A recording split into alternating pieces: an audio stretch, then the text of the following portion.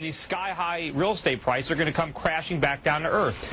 First of all, I have no idea what Peter Schiff is talking about. I agree with Tom. I think they're going to be probably up to about 10%. What artificial lending standard are you talking about? Most of the profits that people have in real estate are going to vanish, just like the profits in the dot-coms in 1999, 2000. It's a fantasy. People can't sell their house. Subprime is tiny. Subprime is a tiny, tiny blip. It's not tiny, and again, it's not just subprime. It's the entire mortgage market, right? All right, well, Tracy, you're disagreeing. You're simply wrong. Well, you're simply wrong about that. No, I'm not. The financials, as I keep saying, are just super bargains. Stay away from the financials. They're toxic. They're not cheap. They're expensive. You think they're at? You think they're at? Well, let me finish. So pessimistic. Their earnings are going to disappear. I remember a year ago. No earnings. Their earnings are huge. Ben, last year when people were talking about the party is over for the United States, we cannot continue borrowing to live beyond our means and consuming foreign products. It's you must over. Be a left right at a party.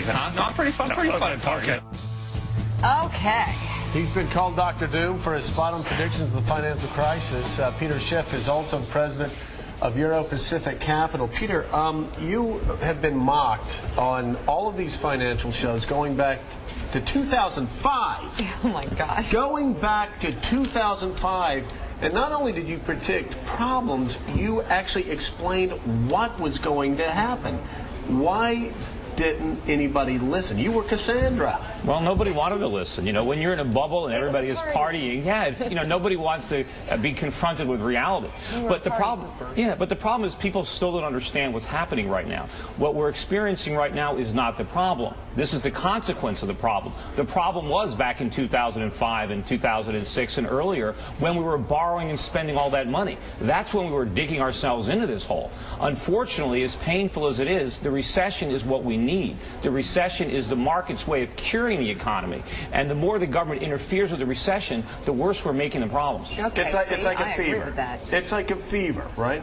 Sure. I mean, look, we had a phony economy based on borrowing money, spending borrowed money. We need to base our economy on saving money, on producing things. And so the credit crunch, this is not the problem. Credit needs to be allocated away from consumers. We need to stop borrowing money and buying stuff and concentrate on saving our money so we can make stuff. And maybe that's going to mean a rather severe recession. But what the government's going to do is it's going to turn this into an inflationary depression, which is going to be much, much worse. Okay, how are they going to do that? Well, remember, we need to rebalance the economy. Even President Obama will acknowledge, and Ben Bernanke acknowledges, that we got into trouble by borrowing and spending too much money. The solution isn't to go borrow and spend even more. The solution is that we do the opposite. And unfortunately, we have to allow a lot of companies to fail that really shouldn't be in business. But that's politically unpopular to say we've got to actually cure the bubble by letting it pop. Sure. I mean, but doing the right thing is always politically unpopular. That's why we need to have some elected officials that are willing to jeopardize their own political careers for the future of the country. I mean, they like to play lip service to it, but all they're trying to do is keep it going. They want to tell Americans that there are no consequences, that there are no tough choices. Just like, that news we've covered. They're saying that the government wants us to go out and spend. I mean, how can that be the solution? We're broke. Well, Peter, that's what I don't understand. You have economists who say that it was the spending, the rampant consumerism that crippled the long-term prospects of this economy, and yet they want to encourage more consumerism. Well, the problem is they're fixated on Keynesianism. They learned about Keynes in college, and Keynes it's nonsense. It's like he's like a witch doctor to medicine. You can't follow Keynes. Keynes didn't understand economics. The solution is not to have the government spend money because everybody else is broke, or the government to provide credit when there's no credit left. Credit comes from savings, and when the savings are gone, the credit is gone. Mike Barnacle? How do you save money when you've lost your job? Yeah. Well, it's difficult. I mean, first you got to get another job. Yeah, but impossible. But we need to get another job. The government's not going to provide jobs. The government doesn't have any resources. All the government can do is reallocate resources from one part of the economy to another. But what they do is they take it away from some place where it would be efficiently used, and they move it to some place that's inefficient. When you say the government right now is interfering with the recession, what do you mean by that? Well, they're not letting it run its course. They're doing exactly what Hoover did and Roosevelt did that created the Great Depression. We have our resources badly allocated in this economy. We have too many resources in financials, in the service sector. We need to free those resources up so they can move more into goods production. And we have an economy, again, that's based on people buying things they can't afford. That needs to stop. Is this part of the problem? Absolutely. I mean, they're 100% part of the problem. Well, it's not that the hedge fund people are the problem. It's the damage that they've done with all the cheap money that was supplied by the Federal Reserve. It's the government that's the problem. I mean, you can't necessarily blame Wall Street for problems. You know, we are. Well, look, President Bush admitted, right, that Wall Street got drunk. And he's right. They were drunk. Main Street was drunk. But what the president doesn't point out is where'd they get all the alcohol? Why were they drunk? The government liquored them up. The government liquored them up. But see, here's the thing, Peter, and this is what's so frustrating to me. People think this is coming from an ideological place. It's not. I hear people saying that borrowing and spending caused the crisis. We want to borrow even more and spend even more. I hear that the cheap dollar liquored America up.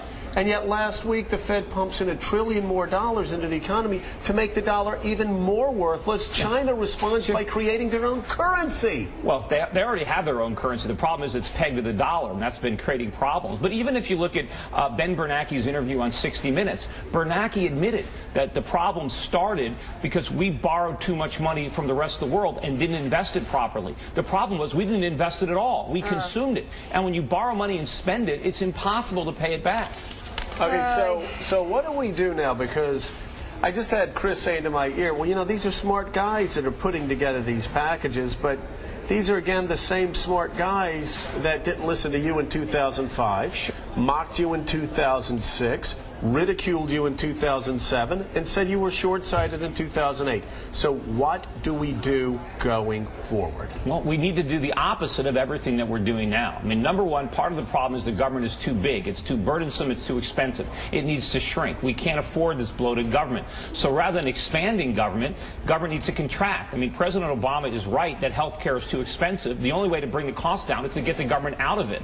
And we also need to restore sound money. We need higher interest rates to encourage savings and discourage spending. So that's the opposite of what we're doing. And we need to let companies fail. We don't need to bail people out. We need to deal with the consequences of the problems and not keep sweeping them under the rug. John Meacham, you can make this argument in purely economic terms, and of course, who's going to cross Peter after he's been right for the past 3 or 4 years? However, politically, that's just not feasible, is it? I mean, you won't have a president saying, this is going to hurt, but we've got to go through a couple of really rough years to right this economy and deleverage. Right.